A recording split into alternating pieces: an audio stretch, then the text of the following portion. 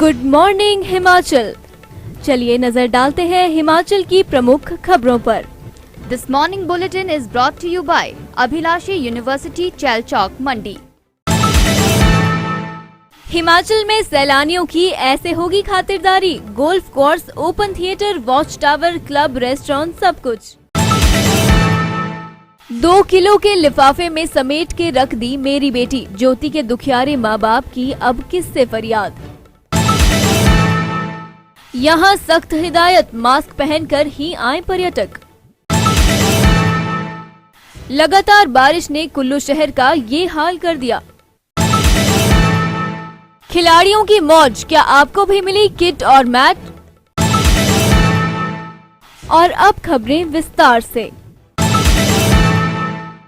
हिमाचल की प्राचीनतम काष्ठ कुणी शैली में निर्मित Himachal art and craft centre Manali का नया पर्यटन डेस्टिनेशन बनकर उभरने वाला है। ये हिमाचल का ऐसा पहला आर्ट एंड क्राफ्ट सेंटर है जहां पर्यटकों के ठहरने, golf course, open theatre, watch tower, golf club, restaurant समेत यहां तमाम तरह की वीआईपी व वीवीआईपी सुविधाएं मिलेंगी।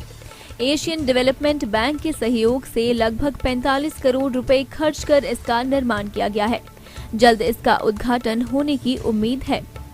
इस केंद्र में वर्कशॉप और 54 दुकानें तैयार की गई हैं। वर्कशॉप में हैंडीक्राफ्ट एवं हैंडलूम से जुड़े उत्पादों का निर्माण होगा। 54 दुकानों में इन उत्पादों की बिक्री होगी। इससे सैकड़ों लोगों के लिए रोजगार व स्वरोजगार के अवसर सृजित होंगे। काष्ठ कुणी शैली में निर्मित 2 भवनों, 24 कमरों की व्यवस्था की गई है। Conference hall, food court, club house, restaurant, meditation centre और गोल्फ कोर्स सैलानियों को आकर्षित करेंगे। इसके अलावा यहां 600 से 700 दर्शकों की क्षमता वाले ओपन थिएटर का भी निर्माण हुआ है।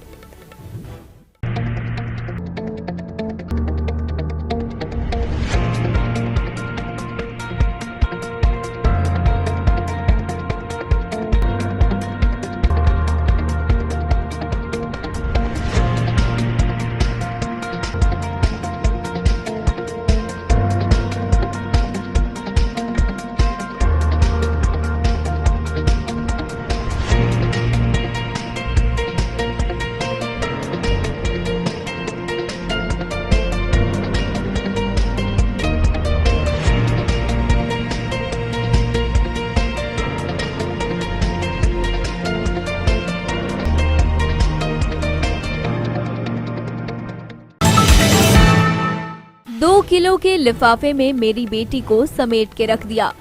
एक पिता के दिल में क्या गुजर रही है, इसका अंदाजा आपको नहीं हो सकता साहब। कृपया हमें न्याय दे दो। ये दर्द भरी बातें मृतक ज्योति के पिता बालकृष्ण ने नम आंखों के साथ कही।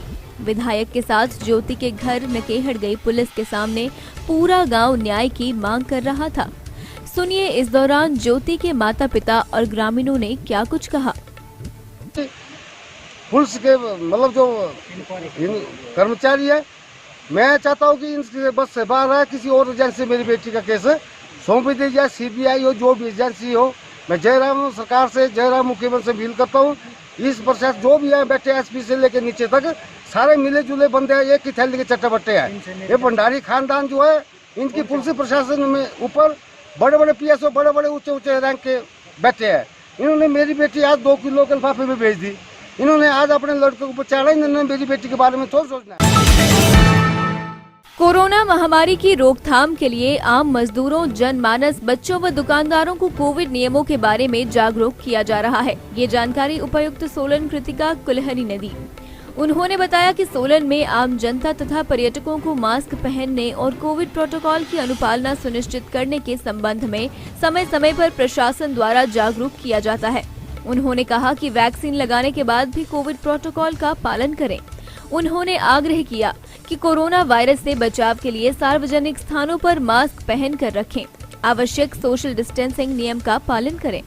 जो है इसके हमारे 2-3 टारगेट्स डिसाइड किए थे। एक तो जो हमारी राज्य सरकार के द्वारा डिसाइड किया गया है, जो 2011 के सेंसस की पॉपुलेशन थी उसको प्रोजेक्ट करके कि 2021 में कितने लोग होंगे, उसके हिसाब से हमारा बेसलाइन टारगेट था। तो उसको सोलन ज़िले ने ऑलरेडी 160% कवर कर लिया है। क्योंकि और डिस्ट्रिक्ट ने अपना खुद का भी टारगेट थोड़ा हायर साइड पे रखा था, बिकॉज बद्दी और नालागढ़ एरिया जो है उसमें पिछले 10 साल में काफ़ी प्रोग्रेस हुई है, बहुत ज़्यादा हमारी फ्लोटिंग पॉपुलेशन है, तो उसके हिसाब से भी हमने 100% को काफ़ी पहले ही कवर कर चुके हैं।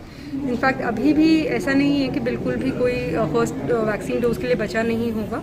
तो मैं रिक्वेस्ट करना चाहूँगी आप लोगों के माध्यम से, अगर किसी की अभी भी फर्स्ट वैक्सीनेशन की डोज़ नहीं हुई है तो प्लीज़ अपनी डोज़ लगवाइए, और कोई भी अगर छूट गया है तो वो किसी प्रकार की भ्रांति में ना आए कि कोई बीमार होगा। अब तो हमारे सामने है कि ऑलमोस्ट जितनी भी एलिजिबल पॉपुलेशन थी हिमाचल की सारी कवर हो चुकी है, और हम लोग सब स्वस्थ हैं, अच्छे से जी रहे हैं। तो अगर इस प्रकार किसी के मन में अभी भी कोई शक है तो वो उसको अपने दिल से निकाले और लगवाने आए। और अगर कोई बीमारी भी है तो एक्सेप्ट 1 या 2 बहुत ही सीरियस बीमारी को लेकर के अलावा डॉक्टर्स कहते हैं कि हर बीमारी के साथ ये लगाई जा सकती है, तो आप अपने डॉक्टर से कंसल्ट करें और उसके बाद वैक्सीन डोज ज़रूर लगवाएं। जहाँ तक सेकेंड डोज 4 डेज़ कंप्लीट होते हैं, आप प्लीज़ अपने नियरेस्ट वैक्सीनेशन सेंटर पे जाके वैक्सीन लगवाइए। वैक्सीन की अभी कोई कमी नहीं है, आप जैसे जाएंगे आपको इजीली वहाँ अवेलेबल रहेगी। तो अगेन आई वुड रिक्वेस्ट कि आप लोग वैक्सीनेशन कराएं अपनी सेकंड डोज़ की भी, क्योंकि सिर्फ 1 डोज से नहीं कंप्लीट प्रोटेक्शन होती है। इवन सेकंड डोज के बाद भी ज़रूरी है कि आप लोग अपना मास्क लगाएं, क्योंकि वैक्सीन 100% कवरेज नहीं दे पाती है, फिर भी थोड़े बहुत चांसेस रह जाते हैं बीमार होने के। तो अपना मास्क ज़रूर लगाएं दोनों डोजेस के बाद भी, और जैसे ही दूसरी डोज़ आपकी ड्यू होती है प्लीज़ उसे ज़रूर जाके लगाएं, ताकि हिमाचल कंप्लीट कवरेज करने में पहला राज्य। लगातार बारिश के चलते कुल्लू शहर के वार्ड 10 में लोगों के घरों में पानी व मलबा घुस गया। इसी के साथ वन विभाग वाइल्ड लाइफ कार्यालय में भी पानी भर गया। इसी दौरान भारी बारिश के कारण से लोगों को भारी परेशानी का सामना करना पड़ा।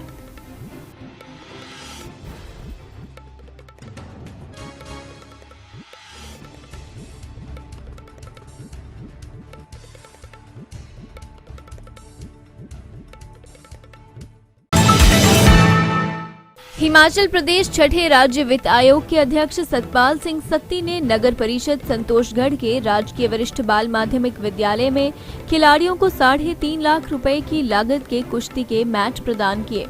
वहीं उन्होंने नगर में खेल को बढ़ावा देने के लिए नगर के नन्हे खिलाड़ियों को cricket, basketball, handball, volleyball, football आदि खेलों की 80 किटें खेलों के सामान के साथ वितरित की।